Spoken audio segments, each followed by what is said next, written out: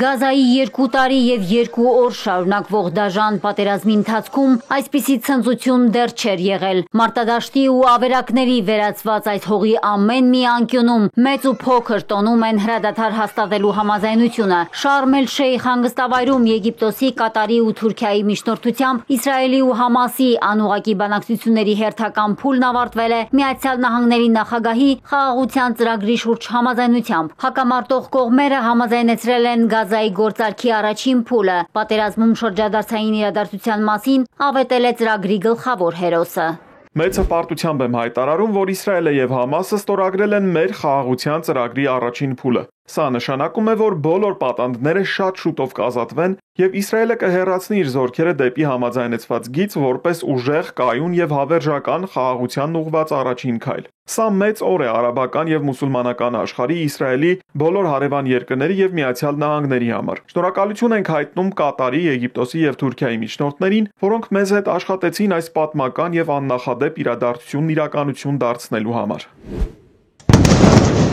Պատերազմը կանգնեցնելու հնարավորությունից ոգևորված Միացյալ Նահանգների նախագահը պատրաստ է արդեն մոտորերին մեկնել Մերձավոր Արևելք մասնակցելու համաձայնագրի ստորագրմանը։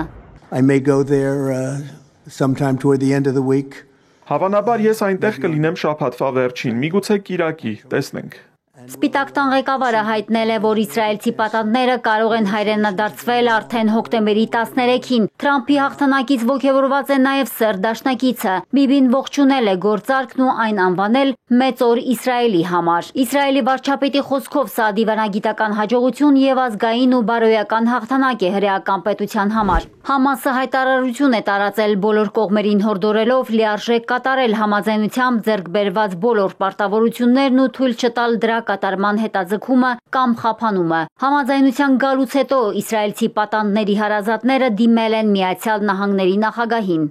Նախագահ Թրամփ, շատ շնորհակալ ենք ձեր արիության համար։ Երախտապարտ ենք նաև ամերիկյան վարչակազմին պատանդներին տուն վերադարձնելու ջանքերի համար։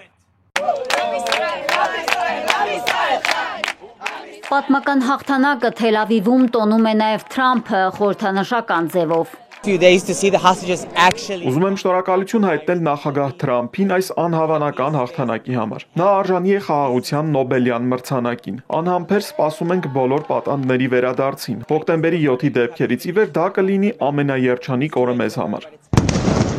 Մաշեցնող պատերազմի հավանական ավարտից ու Բաղձալի խաղաղությունից առավել Գազայի բնակիչները կարիք ունեն կենսական պայմանների ապահովման։ Գործարքով կողմերը համաձայնության են եկել նաև անկլավին հումանիտար օգնության մատակարարման շուրջ։ ՄԱԿ-ը ողջունել է պատմական համաձայնագիրն ու հայտնել օգնության ծավալի ավելացման ու Գազան վերականգնելու ջանքերի ակտիվացման մասին։ Միջազգային հանրությունը լիահույս է, սակայն գետնի վրա իրավիճակը դեռ չի փոխվել։